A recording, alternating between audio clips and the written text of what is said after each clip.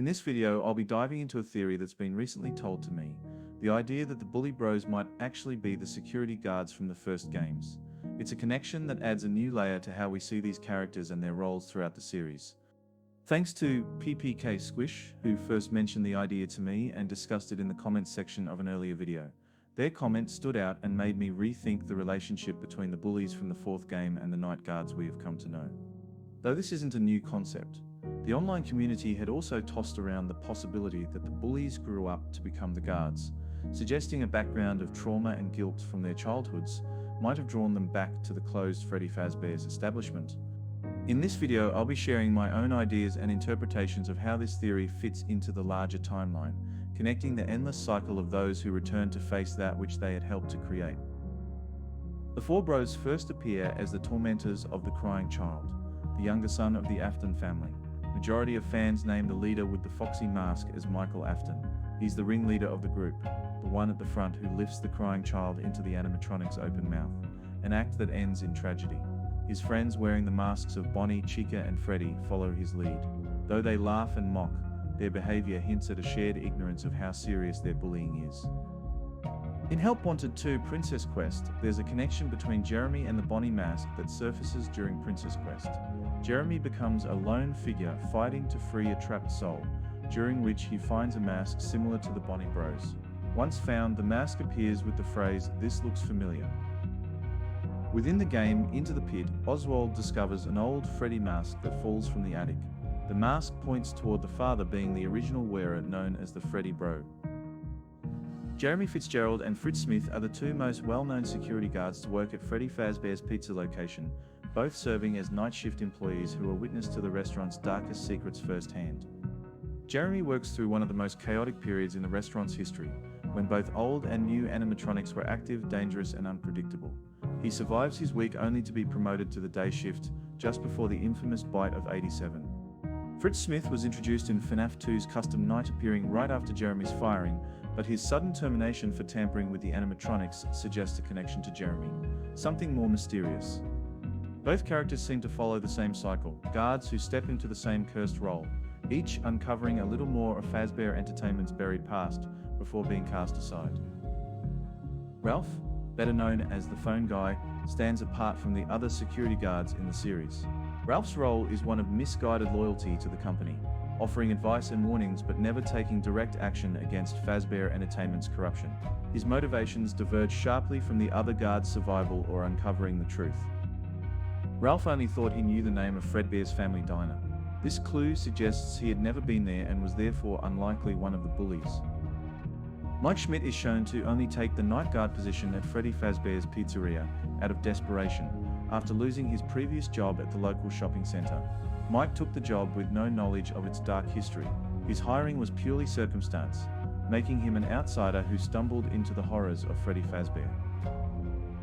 Mike's absence between the bite of 83 and the events of the third game marks one of the longest unseen gaps in the series timeline. After the traumatic incident involving his brother, Mike seemingly vanished from the public eye, with no record of his whereabouts or actions for decades. His disappearance could suggest years spent searching for redemption or hiding from the consequences of his actions towards his brother.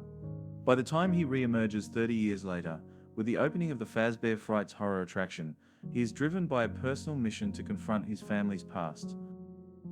When Bonnie Bro helped to lift the crying child into the mouth of the bear costume, he is around the height for a 13-year-old, tall enough to reach the mouth while immature enough to follow through. This would have him born around 1970. Cassie from Ruin is around 10 years old by the time of the earthquake at the Mega Pizzaplex in 2030. Cassie therefore was born around 2020, approximately 50 years later. Bonnie Bro would be around 50 years old by then, quite old to become a father to a baby. It's more likely that Bonnie Bro became a father at around 25 and had a son named Jeremy Jr., who would be born in the mid-1990s. This would make Jeremy from the second Help Wanted game Cassie's father. The familiar Bonnie mask seen in Ruin could therefore belong to Cassie's grandfather, the Bonnie Bro. Oswald's father from Into the Pit could be connected to Fritz Smith. Freddy Bro is shown as a little shorter than his friends and muscular. Jump forward a generation now, he is older. Still a little short and little overweight. His life is one of burden to stay in town and get work wherever he could find it. The Freddy mask he keeps hidden in the attic could be his personal reminder of those earlier days, a reminder of the bite of '83. It's not just a memento, it's the ghosts of the past continuing to haunt him. Fritz has made the decision to remain in the same town where Freddy Fazbear's Pizza once stood. Despite this tragedy, he allows his son Oswald to visit the former Fazbear site, now called Jeff's Pizza.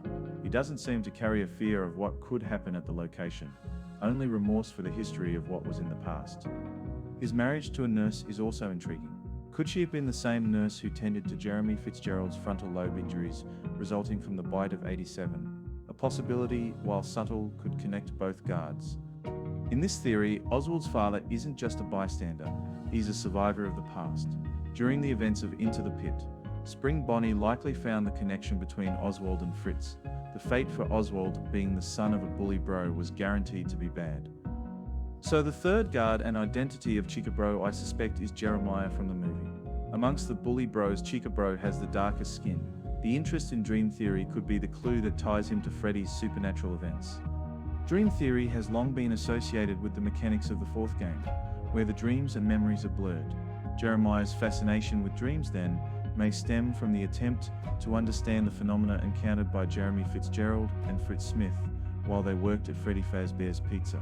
This could suggest the three former bullies worked together to defeat the same villain, Golden Freddy. If Jeremiah truly is Chica Bro, his connection to Golden Freddy would be deeply ironic.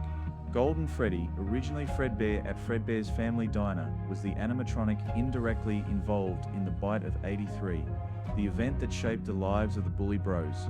To them, Fredbear became the bear of vengeance. But the truth runs deep. Golden Freddy wasn't yet possessed or even aware of who they were. The spirits that would later inhabit him are also Afton's victims, and that wouldn't happen until 1985 at Freddy Fazbear's Pizzeria. By 1987, the bullies had grown older and could start working at the Freddy Fazbear location. They likely believed they were confronting the same entity from their childhood. Their misunderstood enemy was actually a child as well. The vengeful spirit was determined to punish those who would hurt those other children. The guards were going up against the children's protector.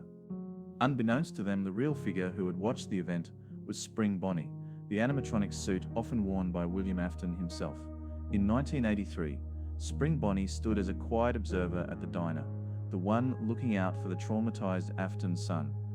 While the brothers focused their resentment toward Fredbear, Spring Bonnie was the one who was truly responsible for the suffering that followed. The bully bros' failure to recognize this truth doomed them, never realizing they had been chasing the wrong ghost all along. Jeremiah's study of dream theory could therefore represent more than curiosity, but it may be the next plan to go after Golden Freddy. The bear used the dream world, and Jeremy and Fritz hadn't succeeded. Jeremiah could be trying to reach him through the dream realm. Any connection to Mike Schmidt was one of coincidence. Jeremiah giving the book to Mike was the universe gifting the tool to help him understand the vengeful spirit's method of communication, and the means to interact. Leading into the next movie, I can't help but suspect those three guards, the once bullies to the crying child, will return to the Freddy Fazbear Pizza to confront their false enemy. With a family in the future for both Jeremy and Fritz, I don't have high hopes for Jeremiah. With the second movie set for release at the end of 2025, we can only wait and see if those guards make an appearance at the Freddy Fazbear's Pizza location.